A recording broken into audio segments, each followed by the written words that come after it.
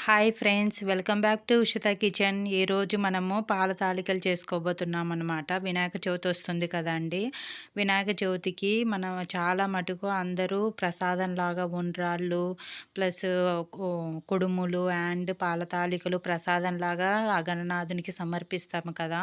So ఈ పండగ రోజు హడావిడి లేకుండా సింపుల్ అండ్ టేస్టీగా ఎలా చేసుకోవాలనేది నేను ఈ వీడియోలో చెప్పాను. ఫుల్ వీడియో చూడండి. అదేవిధంగా పాల తాలికలలో బెల్లమేసి చేయడం వల్ల పాలు ఇరిగిపోతాయని చాలామందికి ప్రాబ్లమ్ అనమాట. చాలామంది ఆ ప్రాబ్లమ్‌ని ఫేస్ చేస్తున్నారు. సో, అలాంటి ప్రాబ్లమ్ లేకుండా పాలు ఇరిగిపోకుండా బెల్లమేసి చేయడం ఎలా అనేది చెప్పాను. ఫుల్ వీడియో చూడండి. అదేవిధంగా ఇంతవరకు మన వీడియోని లైక్ చేయకపోతే లైక్ చేయండి ఫ్రెండ్స్. మీరు లైక్ చేయడం వల్ల ఇంకొంతమంది ఫ్రెండ్స్‌కి ఈ వీడియో అనేది వెళ్ళి వాళ్ళు కూడా సింపుల్‌గా చేసుకోవడానికి మీరు హెల్ప్ చేసిన వాళ్ళు అవుతారనమాట.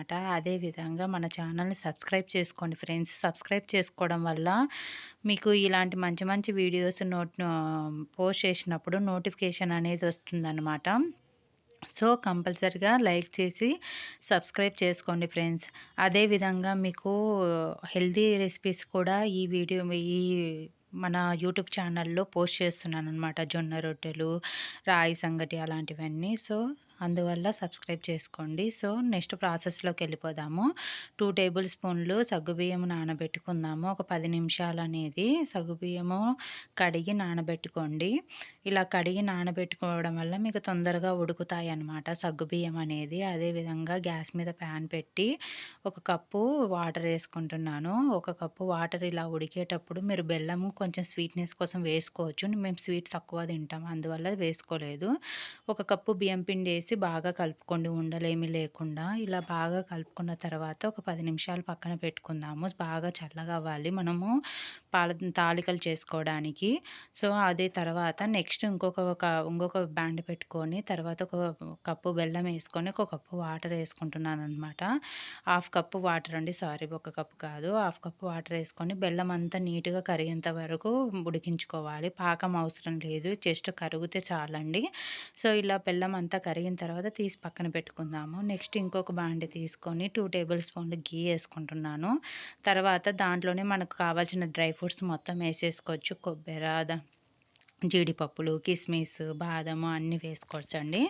సో, ఇలా మనకు కావాల్సిన డ్రై ఫ్రూట్స్ అన్నీ వేయించుకొని పక్కన పెట్టుకుందాము. సేమ్ అదే బాండీలోనే నెక్స్ట్ 2 కప్స్ మిల్క్ వేసుకుంటున్నాననమాట. మిల్క్ అనేది మీ ఇష్టం అండి. కొంచెం మొత్తం మిల్క్ అయినా వేసుకోవచ్చు. లేదా నేను ఎక్కువ వేసుకోలేమంటే ఇలా హాఫ్ కప్పు వాటర్ కూడా వేసుకోవచ్చనమాట. 2 cups milk and half cup water వేసి బాగా కలుపుకోవాలి. అవి ఉడికే లోపల మనము ఆల్రెడీ కలిపి పెట్టుకున్న పిండి ఉంది కదా, బియ్యం పిండి, అవి తాలికలు అనేది చేసి పెట్టుకుందాము మిల్క్ అనేది ఉడికే లోపల.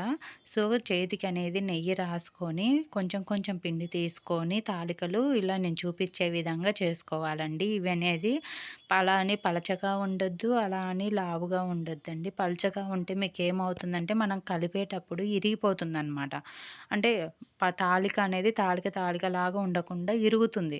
సో, అలా ఇరగకుండా ఉండాలంటే నేను చూపించే విధంగా కొంచెము సన్నగా కాకుండా లావుగా కాకుండా ఆహ్, తాలికలు చేసుకోండి. ఈ విధంగా మీరు నెయ్యి రాసుకోవడం వల్ల చేతికనేది అంటుకోకుండా ఉంటుందనమాట. అదేవిధంగా కొన్ని ఉండ్రాళ్ళు కూడా చేసుకోండి. అది మీ ఇష్టము. కొంచెము అంటే అన్ని తాలికలే కాకుండా కొన్ని ఉండ్రాళ్ళు కూడా ఉంటే టేస్ట్ బావుంటుందనమాట. అందువల్ల ఉండ్రాళ్ళు అనేది చిన్న చిన్నగా చేసుకోండి, పెద్దగా చేసుకోవద్దు. పెద్దగా చేసుకుంటే మనకు టైం ఎక్కువ పడుతుందనమాట ఉడకడానికి. సో, అలా అన్నీ మొత్తము ఉండ్రాళ్ళు ప్లస్ తాలికలు అలా చేసుకొని పక్కన పెట్టుకుందాము. కొంచెం పిండి అనేది తీసి పక్కన పెట్టుకొని ఇలా కప్పులోకి తీసుకొని ఉండలేమీ లేకుండా వాటర్ వేసి కలుపుకుందామండి. ఈ పిండి అనేది ఇట్లా ఉండలేమి లేకుండా వాటర్‌లాగా చేసుకోవాలనమాట. అంతలోపల మనకు పాలు ఉడికిపోయాయి. సో, ఉడికిన తర్వాత మనం సగ్గుబియ్యం వేసుకుందాము. సగ్గుబియ్యము ఆల్రెడీ నానబెట్టుకున్నాం గదా! వేసుకొని కొద్దిసేపు ఉడకనిద్దాము. అవి 90% ఉడికిన తర్వాత ఈ తాలికలేసుకుందామండి. ఈ తాలికలనేది వెంటనే మీరు కలపొద్దు. వెంటనే మనం స్పూన్ పెట్టి కదిపితే ఏమవుతుందంటే తాలికలనేది ఇరిగిపోతాయన్నమాట. సో, అలా వెంటనే కలపకుండా మనం కొద్దిసేపు ఉన్నాక కలపండి. తర్వాత మనం ఆల్రెడీ బియ్యం పిండిని వాటరేసి కలుపుకున్నాం గదా! ఆ వాటర్ అనేది యేసుకొని కొంచెం తిక్కుగొచ్చేంత వరకు ఉడికించుకోవాలి.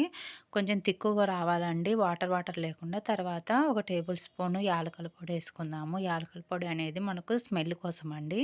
తర్వాత ఆల్రెడీ మనం బెల్లం అనేది పక్కన పెట్టుకున్నాం కదా! బెల్లం వాటర్. ఆ వాటరేసుకొని కలుపుకోవడమేనండి. కొంచెం వాటర్ ఉండంగానే మీరు దించుకోండి. లేకపోతే గిన మీకు చిక్కగా అవుతుందనమాట. చల్లగా అయ్యే కొద్దీ మీరు పూజ చేసుకొని అంతా అయిపోయేసరికి చిక్కగా అయిపోతుంది. తర్వాత డ్రై ఫ్రూట్స్ ఏసుకొని సర్వ్ చేసుకోవడమే అండి. ప్లస్ ఇంకొకటి మర్చిపోవద్దు. బెల్లం వాటర్ అనేది చల్లగవ్వాలి.